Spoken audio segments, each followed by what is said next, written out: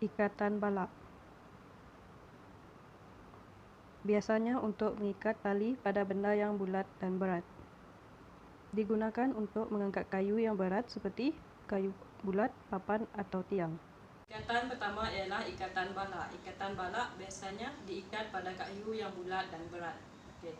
Cara untuk mengikat ialah saya tunjukkan cara dia macam ni. Okey, yang sebelah ni dia masuk sini. Tengok.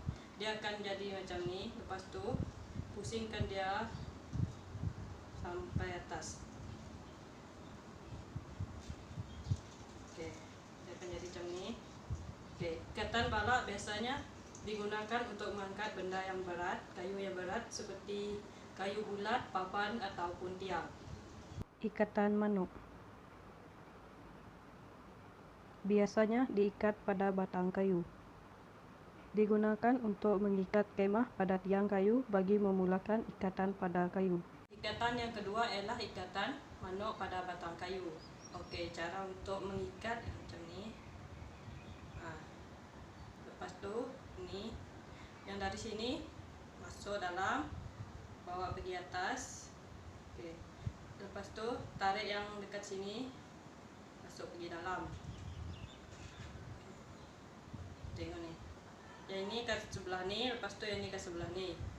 Kalau buat macam ni, dia nampak silang dia dekat sini. Okey. Ikatan manuk ini berfungsi untuk mengikat tali pada satu tiang. Biasanya digunakan untuk mengikat kemah pada kayu. Biasanya digunakan untuk memulakan sesuatu ikatan. Ikatan satu lingkaran 2,5 belit. Untuk mengikat satu tali pada satu kayu bulat atau tiang. Ikatan yang ketiga ialah ikatan satu lingkaran 2,5 belit. Untuk cara mengikat seperti ini. Yang sebelah ni dia masuk dari sini. Ni. Okey. Ambil dia punya hujung ni, masuk dalam. Dia akan jadi macam ni. Lepas tu buat benda yang sama. Tarik sini juga. Okey, ambil hujung, masuk dalam ni. Okey. Hasil dia akan jadi macam ni. Satu lingkaran 2,5 belit. Kegunaan satu lingkaran 2,5 belit ialah untuk mengikatkan satu tali pada kayu yang bulat. Balutan anduh besar digunakan untuk mengampu bahagian anggota atas mangsa yang cedera atau luka bagi mengurangkan pergerakan dan rasa sakit. Balutan yang pertama ialah menggunakan anduh yang besar. Ini adalah end, ini adalah point dia, dan ini adalah base. Okey. Yang end ni letakkan di sini. Point ni letakkan di bahagian siku mangsa. Okey. Tangan mangsa letakkan di atas. Okey. Yang end sebelah ni dibawa ke sini. Okey. Lepas tu buat ikatan di belakang.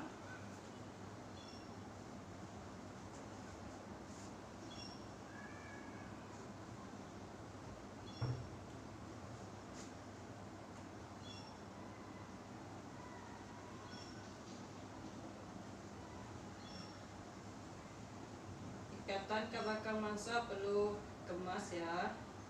Lepas tu di point pun buat kemas juga.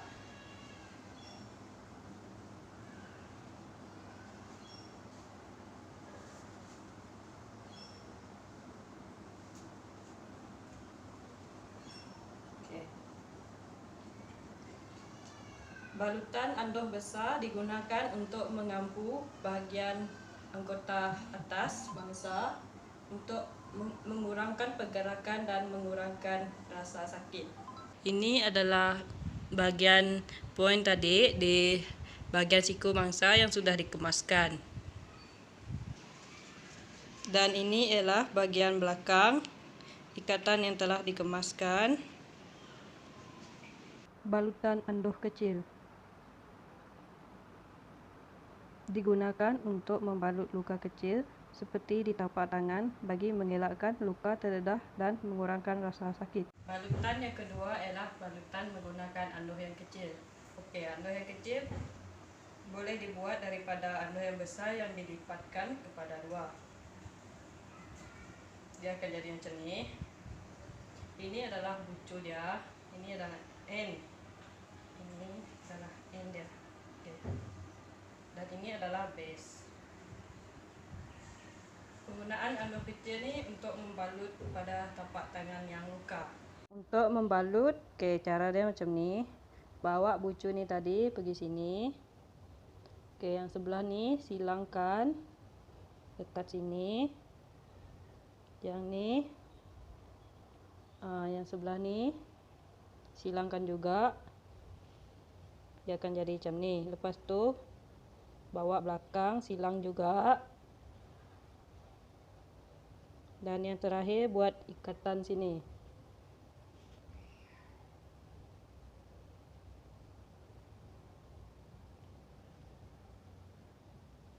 Okey. Ikatan anduh kecil pada tapak tangan digunakan untuk mengurangkan kesakitan dan mengelakkan luka pada tapak tangan terdedah. Balutan cincin digunakan untuk menghalang tulang ataupun benda tajam yang masuk ke dalam anggota mangsa daripada bergerak ke tempat lain. Balutan yang ketiga ialah balutan cincin. Untuk membuat cincin menggunakan kain anduh ialah lipatkan kain anduh menjadi kecil seperti ini. Okey. Lepas tu buat bulatan yang rupanya macam cincin macam ni. Lepas tu buat dia sampai jadi cincin. Sok saja.